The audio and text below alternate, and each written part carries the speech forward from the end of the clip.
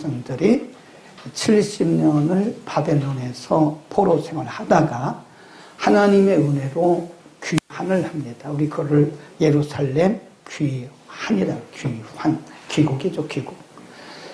귀국해서 하나님께서 은혜를 주셔서 성전을 다시 재건하고 또 무너진 성벽도 재건하고 에스라를 통해서 신앙이 부흥되고 하나님의 은혜죠. 이 70년 동안 하나님을 떠나 있던 백성들이 굉장히 낯설죠. 네. 하나님을 예배하는 것도 꾸준히 예배하고 기도하는 것도 꾸준히 기도해야 이게 낯설지가 않은데 70년 동안을 하나님을 떠나 있던 백성들이 예루살렘에 와서 성전을 다시 재건하고 성벽 재건하고 또 말씀 운동을 통해서 이들이 신앙이 되게 했는데 그것이 얼마 못 가더라고요. 말라기 선지자가 활동하던 시대에는 그때로부터 그러니까 예루살렘에 돌아와서 100년이 흘렀을 때 100여 년 정도가 흘렀을 때 유다 백성들은 신앙이 다시 운이 찌기 시작합니다. 그러니까 그 형식주의 항상 진리가 우리 가운데 없을 때는 우리 항상 형식주의에 빠집니다. 위성 겉으로는 다 절기 지킵니다. 네, 안식일 지키죠. 6월절, 맥주절, 수장절 매월 첫날 지키는 월사 다 합니다. 근데 그들 중심에 하나님이 안 계신 거예요. 그러니까 형식주의. 하나님의 말씀에 대한 불성실. 그러니까 3장에 보면 11조에 대한 말씀을 해요. 11조의 근본 정신은 10분의 1을 드리는 거지만 전체를 드리겠다고 하는 믿음의 고백이잖아요. 그렇죠? 모든 것이 다 하나님 것이고 하나님이 주인 되심을 인정하면서 그중에 일부를 가져 드리면서 전부를 드리는 신앙 고백이 11조인데요. 이들은 어떤 걸 11조 드리는지 아세요?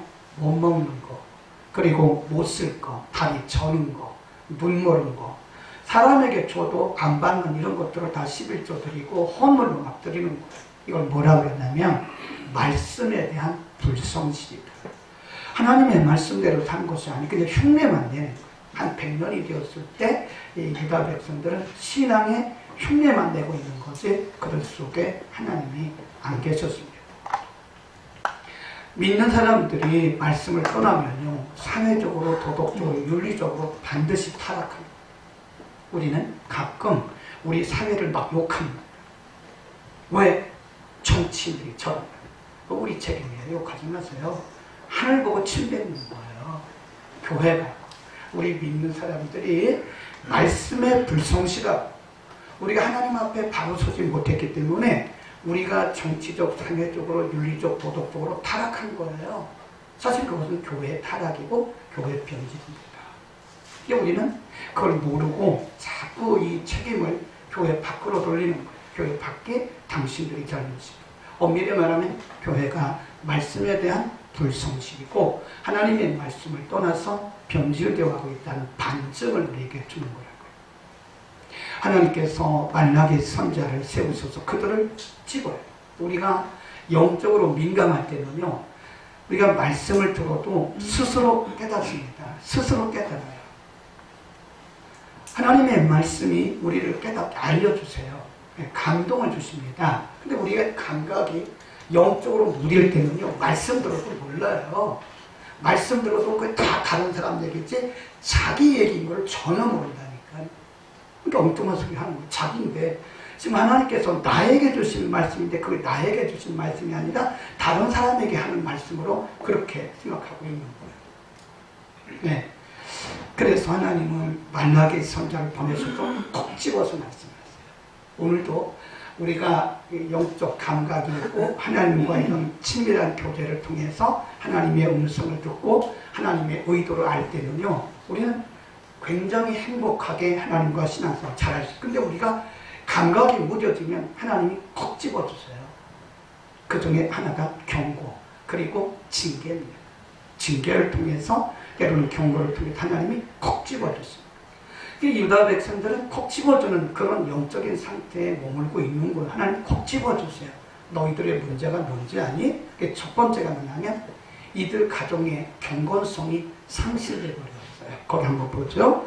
이들이 한때는 성전도 재건하고 성벽도 재건하고 그랬는데 이들 가운데 경건성이 상실됐어요.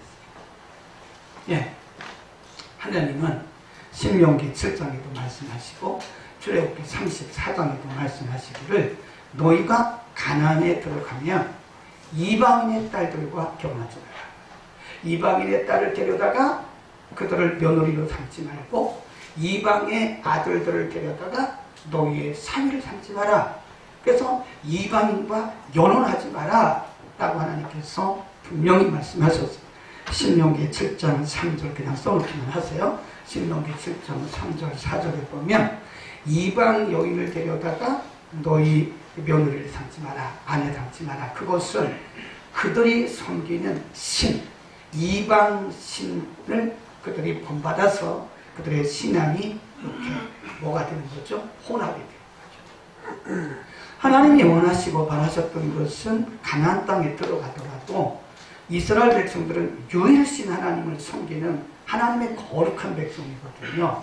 근데 만일 이들이 이방 여인과 이방 남자와 결혼한다면 이들이 혈통이 섞이는 것은 그건 두 번째 치고더라도 이들의 순수한 신앙이 흩어지는 거예요. 절대 유일신 신앙이 혼합이 되는 이방신 사상과 이방신을 섬기는 이방신 그 신앙 사상과 절대 하나님을 섬기는 유일신 사상 섬기는 신은 절대로 이거는 하나가 될 수가 없습니다. 그거 안 돼요. 그래서 하나님은 절대로 이방인과 결혼하지 마. 아브라함이 자기 며느리 데려올 때도요, 종을 보내면서 절대로 이방인 데려오지 마라. 그런 말씀이에요. 그런데 오늘 본문에 보면 2장 11절 보세요. 2장 11절 읽습니다. 시작. 유다는 괴사를 행하였고 이스라엘과 예루살렘 중에서는 가증한 일을 행하였으며 유다는 여호와의 사랑하신 그 성결을 욕되게 하여 이방신의 딸과 결혼했다. 이방신의 딸이란 말은 이방신을 섬기는 여인과 결혼했다. 그걸 뭐라고 해요? 하나님의 성결을 욕되게 했다. 하나님께서 원하셨던 것은 수가 많든 적든 간에 절대 유일신 사상, 절대 하나님만 섬기는 그 순수하고 정결한 신앙을 잘 이렇게 뭐하는 거죠? 고수하는 거죠. 하나님 중심적인, 그 야훼 중심적이에요. 하나님 중심적인 그 신앙을 잘 고수하고 그것이 그 자손대까지 승계, 전승되기를 원했는데 흩어져 버린 거예요. 흩어졌어요. 100년쯤 되었을 때 말라기 시대에요. 보면 뭐 정확한 수는 볼 수 없지만 심지어는 제사장들도 사실은 누구와 결혼해요? 이방인과 결혼. 왜? 아니 뭐 그 사람만 그랬나요? 우리가 솔로몬 왕을 보죠. 솔로몬 왕이 40년 통치를 했거든요. 근데 초창기를 잘했어요. 근데 사무엘상 11장에 보면 솔로몬 왕이 타락을 합니다. 하나님 말씀을 떠나요. 그래서 많은 학자들이 솔로몬이 그렇게 지혜로운 왕이었는데 천국 갔을까? 이렇게 묻는 사람들도 있어요. 과연 천국 갔을까? 왠지 솔로몬 왕이 이방 여인을 데려다가 아내를 삼는 거예요. 그리고 이방 여인들이 섬기는 그 신을 섬기다 보니까 솔로몬의 그 순수한 신앙이 다 깨져버린 거예요. 다 깨져버려요. 하나님은 그래서 그들에게 말씀을 하신 거죠. 절대 이방 여인을 데려다가 아내를 삼거나 며느리 삼지 마라. 이방 아들들을, 이방 신을 섬기는 그 아들들을 데려다가 사위 삼지 마라. 노아 시대는 어땠죠? 노아 시대 창세기 6장에 보면 하나님의 아들들이 사람의 딸들, 그게 뭐 어려운 문제가 아닙니다. 하나님의 아들들이 누구고 사람의 딸들이 누구냐 복잡한 문제가 아니에요. 오늘날을 말하면 하나님의 백성들이 그런 뜻이에요. 하나님을 온전히 섬기는 거듭난 성도가 그렇지 않은 사람, 자기의 좋아하는 자로 아내를 삼았다. 우리 대한예수교 장로회 헌법에는요, 교회법에는 불신자와 결혼해서는 안 된다고 했어요. 그리고 타교파에 속한 사람과 결혼해도 안 된다고 말했다고요. 근데 요즘에는 다반사입니다. 마치 말라기 시대의 그런 모습과 우리 시대가 마치 비슷합니다. 물론 지금은 예수를 안 믿지만 이제 예수를 믿는 가능성이 있죠. 네. 뭐 처음부터 예수 믿는 사람끼리 결혼해서 이렇게 가정을 꾸민 사람은 드물죠, 사실은. 그러나 우리가 원래 원칙은 타교파에 속한, 타교단에 속한, 여기서 뭐 강요도 그런 거 말하는 게 아니고 타교파, 사이비, 이단 그런 걸 얘기하는 거예요. 만일 여러분이 이단에 속한 자와 결혼했잖아요. 여러분의 자녀들이 이단에 속한 자와 결혼했잖아요. 신앙 노선이 완벽하게 틀려요. 그 가정은 깨집니다. 하나가 될 수가 없어요. 그래서 성경은 이방 여인들을 데려다가 아내 삼지 말고 며느리 삼지 말라고 말씀합니다. 다르게 말하면 지금 말라기 시대의 유다 백성들의 그 가정의 경건성이 깨져버렸어요. 경건성이 상실된 거예요. 오직 하나님, 오직 야훼, 오직 하나님, 절대 유일하신 하나님만 섬기는 절대 신앙에서부터 이제 점점 떠나. 오늘날 말하면 그게 종교다원주예요. 혼합주입니다. 혼합주. 성도들의 가정은 반드시 이 거룩성을 지켜야 할 책임과 의무가 있는 것이다. 두 번째 문제가 뭐냐면 이 유다 백성들의 문제가 하나님의 말씀이 무시된 13절 보세요. 하나님의 말씀을 무시하고 불법을 행합니다. 13절 너희가 시작 너희가 이런 일도 행하나니 곧 눈물과 울음과 탄식으로 여호와의 단을 가리게 하고다. 그러므로 여호와께서 다시는 너희의 헌물을 돌아보지도 아니하며 그것을 너희 손에서 기꺼이 받지도 아니하시고 너희는 이르기를 어찌입니까 하는도다. 이는 너희가 너와 너의 어려서부터 취한 아내 사이에 여호와께서 일찍이 증거하셨음을 인합니다. 그는 내 짝이요 너와 맹약한 아내로되 내가 그에게 뭘 행한다고 그래요? 괴사. 그 당시에 이 유다 백성들이요 이방 여인들을 데려다가 아내 삼고 며느리 삼았잖아요. 그러다가 다 버리는 거예요. 그러니까 그 이방인들을 버리는 그런 일들이 비일비재했다는 거예요. 그러면 이 사람들이 어디로 가죠? 성전으로 가죠. 성전에 가서 하나님 앞에 억울하다고 호소하는 거예요. 하나님 말씀하시기를 여인들을 이렇게 버리고 짐승거리는 것처럼 이방 여인들을 너희가 좋을 때는 데려다 놓고 결혼해 살고 또 너희가 싫으니까 이방 여인들을 함부로 짐승처럼 버리니 너희가 드리는 그 헌물을 내가 받겠느냐?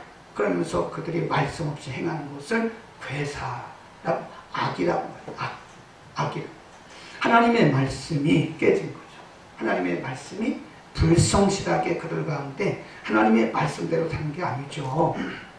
네. 그러니까 하나님의 말씀의 기준대로 살아야 되는데 이들은 그냥 자기 좋을 때만 하는 자기 좋을 때. 네. 그냥 자기가 좋으면 데려왔다가 싫으면 그냥 내쫓고 그러니까 그 여인들이 성전에 가가지고 눈물로 호소하니까 하나님 말씀하시기를 이 문제가 해결되기 전까지는 내가 너희의 헌물을 받겠느냐? 그러니까 이들이 뭐 우리가 언제 그랬습니까? 우리가 영적으로 어두워지면요 우리를 모릅니다. 그래서 우리가 이렇게 말을 하면 내가 뭘 잘못했냐고 그래. 내가 뭘 잘못했냐고. 우리가 뭘 잘못했는데 그러냐고 한다니까요. 이게 영적인 무지예요. 바로 말라기 시대 가정마다 하나님의 말씀이 무시되는 그런 가정들이 많았다. 하나님은 그것을 괴사라고 말합니다. 여러분 우리의 가정은 언제나 하나님의 말씀이 기둥이 되어야 됩니다. 얼른 우리 시편을 한번 찾아보겠습니다. 시편 128편, 127편, 128편을 읽겠습니다. 시편 127편, 128편 897년 전후에 있습니다. 127편 시작. 여호와께서 집을 세우지 아니하시면 세우는 자의 수고가 헛되며 여호와께서 성을 지키지 아니하시면 파수꾼의 겸손함이 고사로다. 너희가 일찍이 일어나고 늦게 누우며 수고의 떡을 먹음이 헛되도다. 그러므로 여호와께서 그 안식는 자에게는 잠을 주시는도다. 자식을 여호와의 주신 기업이요 태의 열매는 그의 상급이로다. 쭉 나가잖아요. 근데 대부분 어디서 은혜를 받냐면 2절 끝에 사랑하시는 자에게 잠을 주신다. 여기에만 은혜를 받는 그게 아니에요. 이거는 가정을 두고 하신 말씀. 가정이든 나라든 하나님께서 주님이시지 아니하면 인간의 모든 수고가 다 허사라 그런 거예요. 2절 끝에만 은혜 받으면 안 됩니다. 사랑하시는 자에게 잠을 주신다고. 예배 시간에도 주무세요. 128편입니다. 1절로 갑니다. 시작. 여호와를 경외하며 그 도를 행하는 자마다 복이 있도다. 내가 내 손이 수고한 대로 것이다. 내가 복되고 형통하리로다. 내 집 내 집에 있는 내 아내는 교회 시간 포도나무 같으며 내 상에 돌린 자식은 어린 감람나무 같다. 이게 127편과 128편은요 가정에 대한 말씀을. 가정. 하나님께서 가정의 주인이 되시지 않으면, 하나님께서 가정을 책임지시지 않으면 우리의 모든 수고가 다 헛되다는 거예요. 네. 자, 그러면 오늘 본문이 우리에게 주시는 미션이 있습니다. 미션. 우리의 의무, 우리의 사명, 우리의 책임이 뭐냐? 이게 굉장히 중요한 거예요. 우리는 가정마다 믿음의 계보를 이어가야 됩니다. 여기 그랬잖아요. 다시 한번 말라기 2장에 가보면 하나님께서 원하신 것이 뭐냐고 말씀하셨는데 이렇게 말씀 15절입니다. 15절. 여호와는 영이 유효하실지라도 오직 하나를 갖지 아니하셨느냐, 짓지 아니하셨느냐, 어찌하여 하나만 지으셨느냐, 이는 경건한 자손을 얻고자 하십니다. 경건한 자손, 경건한 후손, 하나님을 하나님으로 섬기고 하나님을 절대적으로 모시는 말씀 중심으로 살아가는 이런 경건한 자손을 얻고자 합니다. 이방인과 왜 결혼하지 말라고 그랬나? 신앙이 섞이기 때문에 그런 거예요. 유일신 사상이 혼합되기 때문에 그런 거예요. 그래서 하나님은 순수한 신앙을 가진 하나님의 백성들을 통해서 그것이 자손 대대로 이어지기를 경건한 자손을 하나님 원하신다는 것입니다. 우리의 사명이 뭐죠? 경건한 우리의 자녀들을 양육하고 우리의 자녀들을 통해서 그 경건한 가정, 경건한 믿음이 우리의 자녀들을 통해서 계승되고 우리가 이 땅에 사는 동안 우리의 부모들의 책임과 사명이 뭐냐? 아이들에게 좋은 학교 보내고 좋은 음식 주고 좋은 음식, 그것 중요한 게 아닙니다. 그건 비본질이에요. 공부를 아무리 많이 했고 아무리 좋은 직장에 다닌다 해도 그것이 성공이 아닙니다. 우리의 자녀들에게 부모가 섬기는 절대 유일하신 그 하나님 신앙을 우리는 우리의 자녀들에게 성경에 보면 참 안타까운 가정이 있어요. 네. 사무엘상 2장에 나오는 엘리의 가정. 엘리. 그 당시 엘리가 제사장이었잖아요. 근데 2장 9절 이하에 보면 엘리의 아들들은 불량자다. 불량자. 오늘날로 말하면 목회자의 자녀들이 불량자인 거예요. 불량자. 예배도 안 드리고요. 예배 오는 사람들 거 막 가서 돈 뜯고요. 그런 거예요. 사기치고 이런 거 하는 거예요. 근데 성경은 그 홈리와 비누아스가 그렇게 불량자가 된 것이 엘리의 책임이라고 분명히 말씀했어요. 엘리의 책임이라고. 그 아버지의 책임이라고 분명히 얘기를 했어요. 거기 보면 4장 8절에 보면요. 4장 8절에 한번 찾아볼까요? 잠깐 우리가 사무엘상 사장 확인하고 넘어가죠. 성경은 그것이 엘리 제사장의 책임이라고 분명하게 말씀을 하고 있습니다. 사무엘상 4장 4장, 사무엘상 4장 3장입니다. 3장 18절 13절 3장 13절 시작. 내가 그 집을 영원토록 심판하겠다고 그에게 이른 것은 그의 아는 죄악을 인함이니 이는 그가 자기 아들들이 저들을 자청하게 금하지 아니하였다. 분명히 그 아들들이 두 아들이 그렇게 불량자가 된 것은 아버지 엘리 제사장의 책임이라고 분명히 말씀합니다. 우리가 보면 엘리는 영적 지도자로서 실패한 사람이에요. 왜냐하면 가정 목회를 잘못한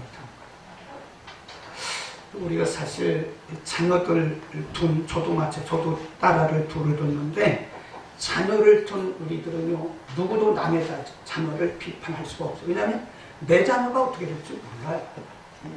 그래서 남의 자녀를 비난하고 비판하고 판단해서는 안 됩니다.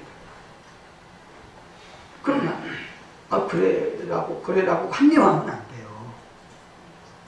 우리 자녀에 대해서는 다른 사람의 자녀는 다른 사람의 그 부모가 책임질 것이고 우리 자녀들에 대해서는 우리가 책임을 져야 돼요. 금하지 않았다니까요. 그런 저주스러운 그런 일을 행하되 엘리가 금하지 않았다고 성경은 분명히 홈리와 비느하스의 그런 불량자가 된 것이 아버지의 책임입니다. 참 그렇게 생각합니다. 저도 목회자고 많은 목회자가 있지만 우리가 뭐 수만 명, 수천 명을 목회를 해도 사실 우리가 가정 목회를 잘못하면요, 제가 볼 때 하나님 앞에 가서 하나님이 뭐라고 평가하시는지 모르겠어요. 수만 명, 수천 명을 목회하는 것도 중요하지만 내 가정부터. 그래서 옛날 우리 고어 중에 수신제가 치국평천하라는 말이 있어요. 수신, 성경에 있는 말은 아니에요. 수신, 제가 자기 자신을 수련하고 가정을 다스리고, 디모데전서 3장에 보니까 교회 중직자를 세울 때는 자기 자녀들을 말씀으로 양육하는 자라야 할지니라 그랬어요. 가정을 돌보지 못하는 자가 어떻게 하나님의 교회를 돌보겠느냐 그랬어요. 그러니까 우리 외국인 신학교 졸업생 중에 고엔이라고 아주 똑똑하고요, TH까지 다 끝냈습니다. 오랫동안 우리 신학교 나와서 공부를 하면 거의 A급입니다. 너무 머리가 좋은데, 그래서 제가 그랬어요. 필리핀 국적인데 당신은 이제 공부를 다 했으니까 그만해라. 그만하고 이제 목사 안수를 받아. 목사 안수를 받고 빨리 필리핀으로 가. 그래서 제가 예지를 드리고, 우리가 목사고 싶을 때는요, 예지를 다 줍니다. 범위를 알려줘요. 광범위하게 하면 저부터 시작해서 목사고시 패스할 사람이 아무도 없습니다. 못해요. 쉽지 않아요. 그래서 예제를 주고 5개월 동안 준비해라. 모르는 거 있으면 나한테 물어와라. 지난주에 문자가 왔어요. 패스터 킴, 내가 아무리 기도하고 생각해도 나는 아직 목사가 되면 안 됩니다. 그래. 왜 그래? 내가 볼 때 너는 굉장히 건강한 가정을 있고 너는 믿음도 좋고 내가 볼 때 굉장히 열심히 있는데 왜 그래? 그랬더니 자기가 디모데전서 3장을 읽었대요. 디모데전서 3장을 읽고 자기가 내린 결론은 나는 아직 아니야 라고 본인이 정직하게 결론, 나는 아직 목사가 되면 안 돼, 나는 아직 중직자가 되면 안 돼 라고 하는 결론을 스스로 내렸다고 해서 그렇게 하라고 했어. 좋다, 너 참 훌륭하다. 그래, 얼마나 많은 사람들이 그런 거 다 무시하고 다 중직자도 되고 목사도 되고 되는데 너는 너 자신을 알고 그렇게 얘기했으니 넌 참 훌륭하다. 그러나 완벽한 사람은 없어. 그러나 너 자신을 잘 돌아보고 어느 때가 되었을 때 말해주면 목사고시 보고 안수를 받자라고 말을 했어요. 또 한 사람이 있잖아요. 엘리 제사장 말고 또 누가 있죠? 사무엘 선지자잖아요. 선지자. 사무엘상 8장에 보면 사무엘 선지자의 아들들도 불량자예요. 왜? 사무엘은 한 시대를 하나님께서 맡기셨던 한 시대의 영적 리더십입니다. 그런데 그도 역시 가정 목회 실패한 거예요. 자녀들이 다 불량자예요. 우리는 이런 걸 보면서요, 우리가 다른 사람 얘기하지 말자고요. 우리 가정부터 보자. 우리 현용수 목사님 오셨는데, 현용수 목사님 늘 하시는 얘기가 자는 아이 다시 보자. 꺼진 불도 다시 보는 게 아니라 자는 우리 아이 보자. 자는 아이 다시 보자. 예수님께서 십자가를 지시기 위해서 이제 많은 사람들이 졸음하고 또 막 그런 사이에 예수님이 십자가를 지고 골고다를 가신 거예요. 저 위에 갈릴리로부터 내려온 여인들이, 많은 여인들이 예수님의 그 모습을 보고 눈물을 흘리며 막 슬퍼합니다. 예수님께서 이렇게 말씀하십니다. 여인들아, 나를 위해 울지 마라. 나를 위해 울지 말고 너희의 자녀를 위해서 울어라. 그런 말씀이에요. 여러분, 우리는 생각해 봐야 돼요. 나는 과연 내가 이 땅을 다 하직하고 떠났을 때 우리의 자녀들이 과연 나의 믿음을 계승할 수 있는가? 이거보다 큰 숙제가 어디 있습니까? 아파트 몇 평 사는 거 그거 중요한 거 아닙니다. 저는 지금도요, 아주 작은 연립에 살아요. 너무 좋아요, 연립에 사니까. 그 관리비도 얼마 나가지도 않아요. 경비가 뭘 한 사람도 하나도 없어요. 너무 좋아요. 그런 게 중요한 게 아니에요. 그거는 어디 살든 중요한 게 아니에요. 과연 우리가 우리의 그 믿음을 내가 부모로서 우리 자녀들에게 믿음을 계승하고 있는가? 어쩌면 우리의 가정이 엘리 가정인지도 몰라요. 어쩌면 우리의 가정이 우리는 훌륭한 것처럼 보이나 우리의 자녀들은 불량자로 살고 있는지도 몰라요, 지금. 응? 아니, 목사님 왜 이렇게 혼내세요? 좋은 사람도 있는데 누구죠? 디모데. 얼른 디모데 좀 후서로 한번 가봅니다. 그런 사람만 있는 건 아닙니다. 우리가 디모데 후서 1장으로 갑니다. 디모데 후서 1장에 보면 디모데가 어느 날 갑자기 디모데가 된 게 아니다. 그 믿음이, 디모데의 그 믿음이 외할머니부터 온 거예요. 디모데 후서 1장 3절부터 5절입니다. 바울이 그렇게 사랑하고 귀하게 여겼던, 존귀했던 하나님의 사람 디모데에 대해서 이렇게 말합니다. 디모데 후서 3장 1장 3절 4절 5절 시작. 나의 방락한 고한 가운데 쉬지 않고 너를 생각하여 정결한 양심으로 조상적부터 섬겨온 하나님께 감사하고 내 눈물을 생각하여 너 보기를 원함은 내 기쁨이 가게 하려 함이, 이는 내 속에 거짓이 없는 믿음을 생각합니다. 이 믿음 먼저 내 외조모 로이스와 내 어머니 유니게 속에 있더니 내 속에도 있는 줄을 확신한다. 아멘. 몇 대예요? 3대. 유니게, 그 다음에 로이스, 유니게, 디모데. 이렇게 해가지고 3개. 디모데의 그 성실한 믿음이 어느 날 갑자기 된 것이 아니라 외할머니부터 왔다는 거예요. 그리고 어머니를 통해서 디모데에게 전승이 됐죠. 우리는 그것을 신앙의 전승이라고 합니다. 신앙의 전승. 우리의 책임이 뭐냐? 우리의 자녀들에게 그 믿음을 전승시키는. 네. 우리가 많은 사람들에게 전도하는 것도 중요한 게다. 그런데 실질적으로 우리 가정 안에 있어요. 가정 안에 부모님들의 그 신앙이, 하나님 중심적인 절대적인 신앙이 우리 자녀들에게 개선될 때 우리는 성공한 부모로 살고 있는 거예요. 만일 그러나 우리가 부모로서 자녀들에게 그 믿음을 개선시키지 못했다면 우리는 어쩌면 엘리인지도 몰라요. 어쩌면 우리는 사무엘인지도 몰라요. 우리의 가슴을 치면서 나를 위해서 울지 말고 너희와 너희 자녀를 위해서 울라고 하신 그 예수님의 말씀을 생각해요. 따라합시다. 자는 아이 다시 보자. 현능수 박사님 오셔서 자는 아이 다시 보자. 제대로 신앙생활을 하고 있는지, 우리의 자녀들이 말씀과 총명으로 거듭났고 정말 저들이 지금 죽어도 천국 갈 수 있는지, 복음을 가지고 있는지, 예수를 인격적으로 만났는지 우리는 우리의 자녀들에 대해서 관심을 가요. 기도하겠습니다.